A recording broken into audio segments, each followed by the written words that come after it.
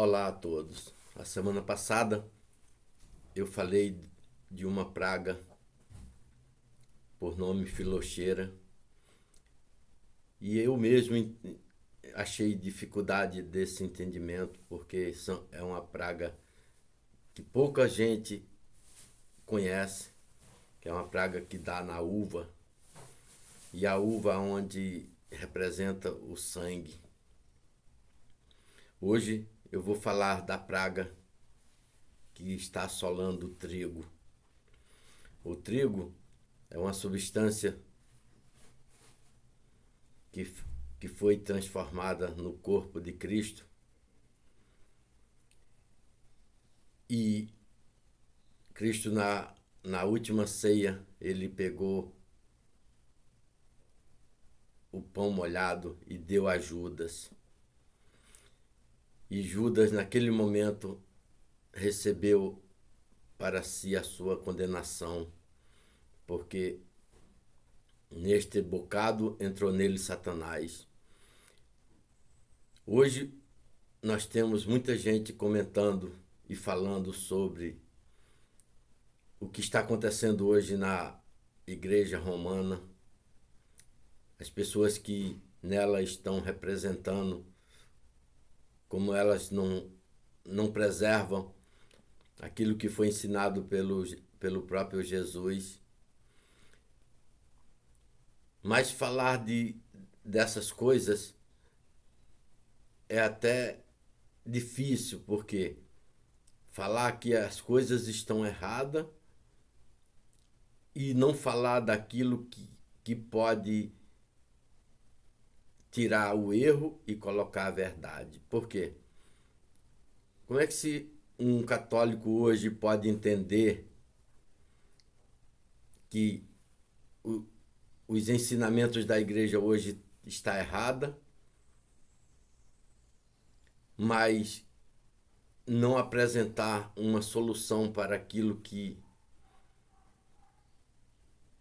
as pessoas precisam? Porque para estar errado é preciso acertar.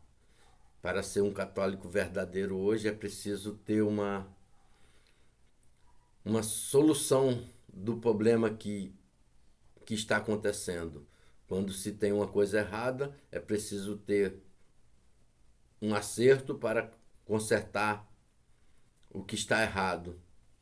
E uma pessoa leigo que não tem condições de entender, como falar da filoxera, que é uma praga que dá na uva, como falar de uma praga que dá no trigo, que é uma lagarta que produz a decomposição daquilo que está no trigo. Pois bem, dentro dos princípios que Cristo veio deixar na terra, foi a sua igreja, e nela deixar os 7 sacramentos, e nos 7 sacramentos, o sacramento da comunhão. O sacramento da comunhão é a base onde Cristo deixou no capítulo 6, dizendo que eu sou o pão da vida. Quem comer a mim não morrerá eternamente, mas terá a vida eterna. E como se tem a vida eterna, obter a vida eterna em um pão estragado? Onde obter a vida eterna num vinho destruído pela praga da filoxera? E como buscar uma forma de evitar essas pragas? Porque são 2 pragas destruidoras que destrói a essência do vinho e a essência do pão. Então, como nós leigos, que não temos o ensinamento direto pela igreja de Roma, que foi deixado para poder ensinar aos cristãos o caminho da verdade, como o apóstolo Paulo falou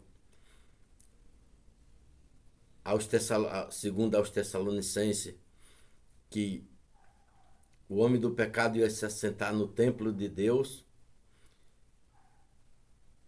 E como nós, leigos, podemos entender que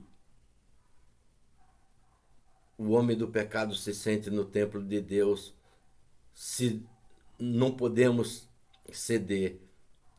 Se nós entendermos que hoje estamos na verdadeira igreja de Cristo, nós temos que entender ser livre da segunda morte. A primeira morte, todas as pessoas fizeram parte dela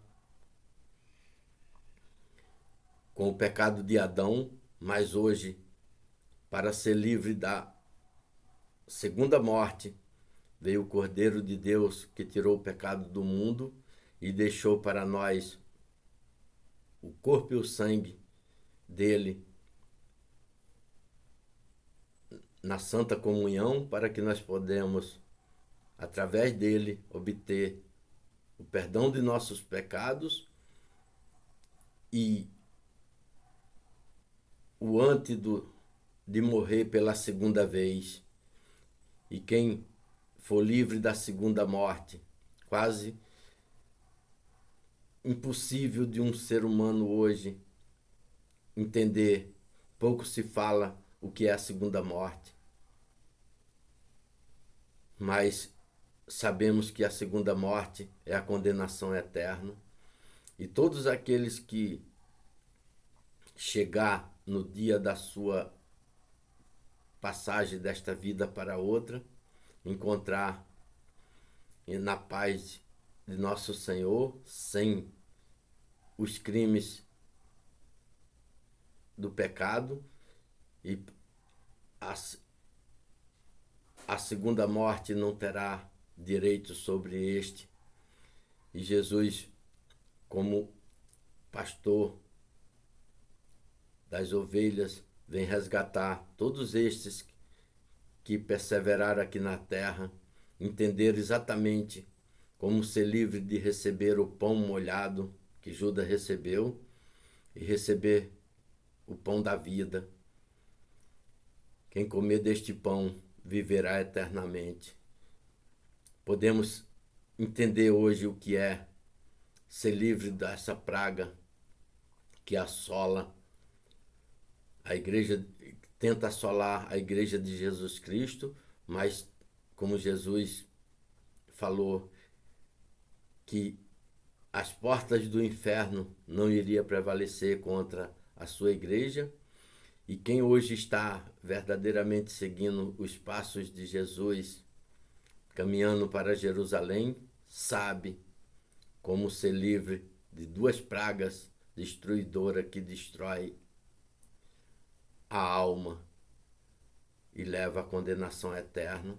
Mas quando entendendo o que é essas duas pragas, entendendo o que Cristo veio fazer, pode exatamente receber o corpo e o sangue de Jesus Cristo, verdadeiramente, que desceu do céu para a salvação do mundo. Aí nós podemos cantar o hino da vitória, que é a Igreja Triunfante. Tenham todos um feliz domingo, fique com Deus e salve Maria Santíssima, Rainha dos Anjos e dos Homens. Amém.